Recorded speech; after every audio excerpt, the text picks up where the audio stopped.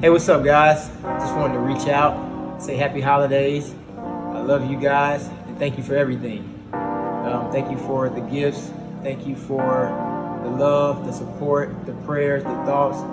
All of that counts, and I really appreciate it. So, a lot of people have been inboxing me, texting me, calling me, and again, that's all appreciated. But you guys are asking like the same thing. Everybody want to know, like, yo, like, what happened? How do we get here, right? So this video is pretty much, again, to say thank you.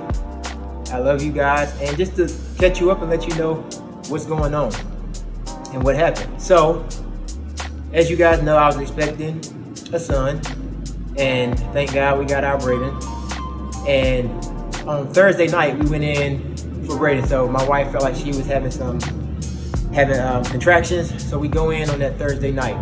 We get there that Thursday, and we eat a little something, and all of a sudden, I start feeling sick. And by sick, I was like really, really, really hot. And there was like nothing I could do to get cool. So I'm drinking water, got a lot of ice in my hands, just trying to cool my body temperature down, taking off my shirt, standing in front of the air conditioner. Nothing's working. I'm just hot as can be. And I'm feeling a little weak at the time. So that's Thursday night. Friday night, pretty much same deal. Being hot, weak, can't really maneuver how I usually do. And that Saturday morning at 1:27, Brayden's born. So we're all excited about the little baby boy. Still not feeling the best, but again, excited. You know, we got a newborn, and they get us back in the room.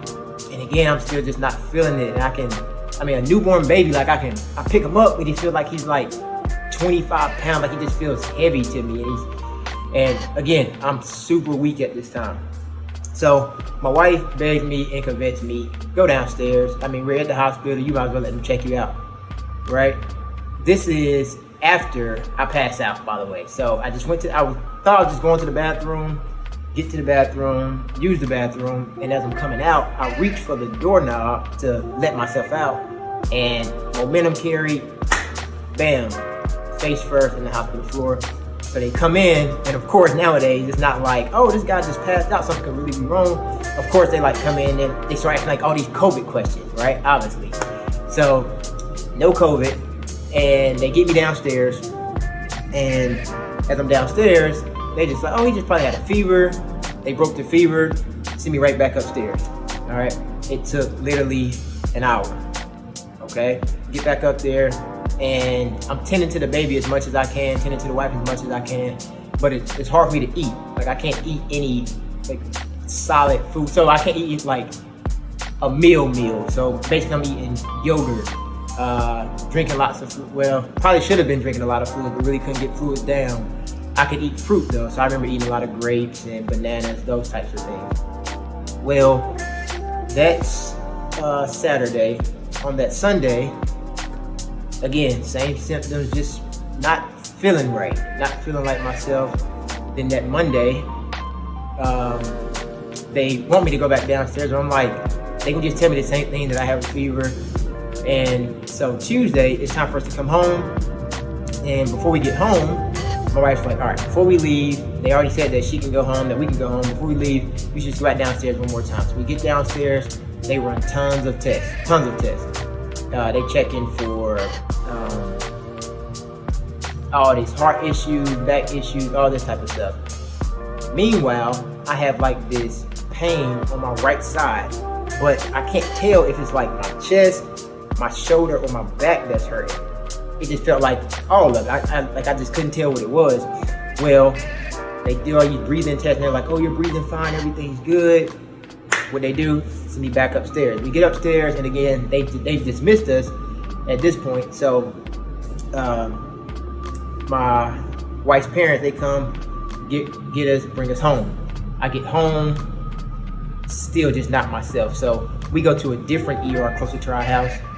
Get to the ER, they run tests again, and at this point, they diagnosed and said I have pneumonia. That's where all these pains were coming from. So they're like, yeah, you have pneumonia. It still wasn't the chest area or the back or the shoulder. It's like, it's in your right lung. So I have pneumonia. All right, so I start taking meds.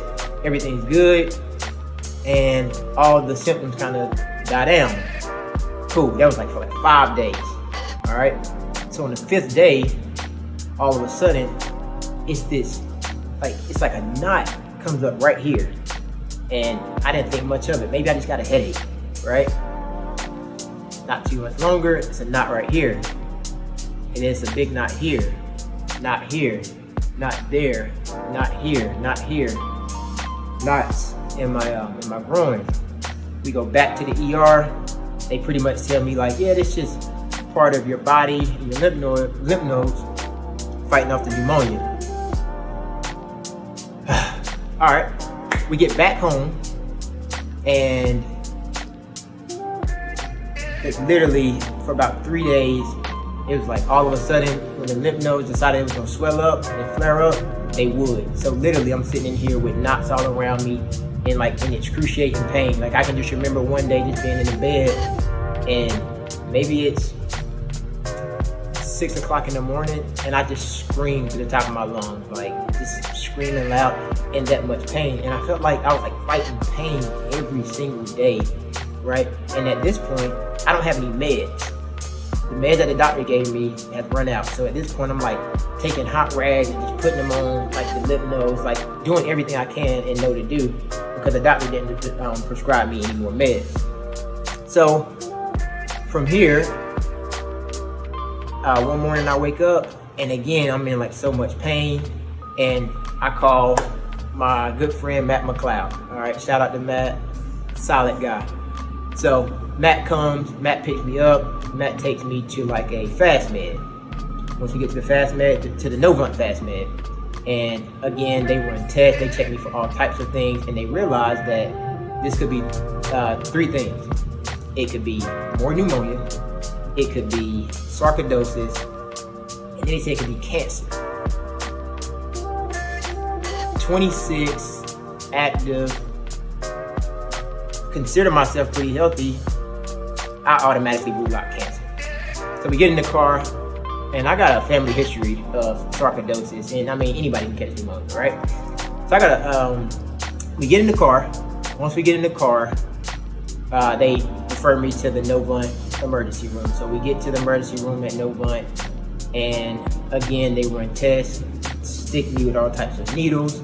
All right, I still got scars from where they were just poking me. Like I was literally like a blood dummy for a little bit, and a needle dummy. So do all these tests, and the doctors were straightforward and pretty much told me like, this is rare. We don't even know what it is. Like pretty much to an extent, like we've never even seen this before ourselves. So they run tests, and they come to a conclusion that they have to do like a surgery, because this was the biggest lymph node in my right groin. They decided they're gonna take out the lymph node from there. So we go into the surgery, to the immediate surgery that they recommended, and they take out the lymph node. And I remember being like, we could only have one visitor, so my grandma was in the room with me at the time. Shout out to grandma. And as she's in there, the doctor comes in, and he pretty much tells me, Mr. Bailey, you have stage 3 lymphoma cancer. So we found out we got cancer after spending several days and several nights in the hospital and running several tests. All right, they have that. It's stage 3 lymphatic cancer. All right. Shock, super shock. Like the worst news you could possibly hear, it seems like. And again, it was like the farthest thing from my mind. Like that just seemed so far-fetched, even when they first told me that was a possibility.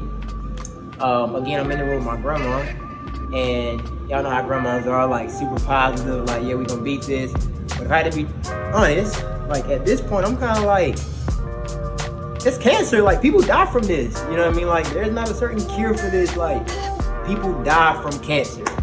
So I'm nervous, I'm researching, I'm Googling, I'm doing everything but praying, like what I should be doing.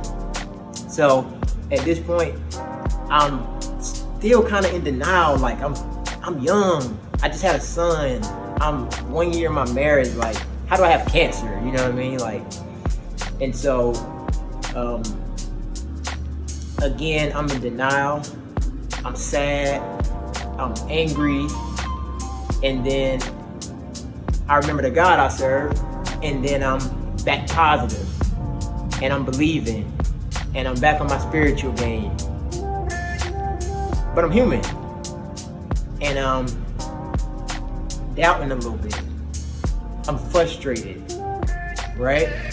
And I'm like feeling for myself, but also I'm like feeling for my wife, who's 26 with a 26-year-old husband who's at this point fighting for his life. My son, who has no clue what's going on still to this day, really, but I mean, he's not even a week or two old at this point, and his father's fighting for his life, you know what I mean? And it's like painful, and literally you hear it all the time, like, death is right around the corner, or don't take things for granted, it's, you know, you could lose at any time. And literally all of a sudden, boom, like it's right here in my face. Like same thing people talk about all the time, it's literally right here in my face on my front porch. So, as my friends and family always do, they back me, and like literally what brought me joy, what brought me peace is my friends and family, and they would kill me if they knew I was putting this on video, but I gotta shout them out. I mean, all the way from my dad, my mom, my wife, my grandma, Jamal Marshall, Matt McLeod, Matt Sides, DeAndre Pratt, Stuart Redding, Ezekiel LeGrand, Quan Burns, all you guys came to see me, Mark Richardson. So many of you just came and showed up and showed your love and support. And literally, this is how I was getting through my day. Jarvis McNeil, Keith Sides. I appreciate you guys from the bottom of my heart. Lamont Bailey, Lisa Brown, Mary Graham, Daywan Graham. I just thank and appreciate you guys so much. And that's just from coming and having a conversation, coming and walking the halls to go get a snack from the vending machine. This is coming and praying with me, keeping my faith right, bringing me something to eat. All type. Oh, that hospital food was horrible, by the way. Like, let me just put that out there. Great people, great staff. Love you guys at No Bunt. Thank you so much. Food was terrible. Food was horrible. But those guys, they were just bringing me food, cooking food, bringing it in, and I thank you guys so much. At this point, the doctor pretty much tells me this cancer is serious and it's aggressive. We got to get a plan. So from there, he pretty much tells me the plan of we have to, again, do another surgery to put your port in. All right? No worries, I know a lot of you guys may or may not know what a port is. I'll be showing you that on the next video. So if you don't want to see a port, don't tune into the next video. Hopefully you tune in so you can see. But I'll show you guys the port on the next video. And they plan to do, again, a surgery, put the port in, and they also plan to do a CT scan before putting the port in, just to make sure that we are attacking the cancer cells, so we can see the cancer cells, so we can attack it in the right way. So, thank you guys for watching. Video number 1, video number 2 coming soon. Check in with you guys later. Until then, peace. Love you.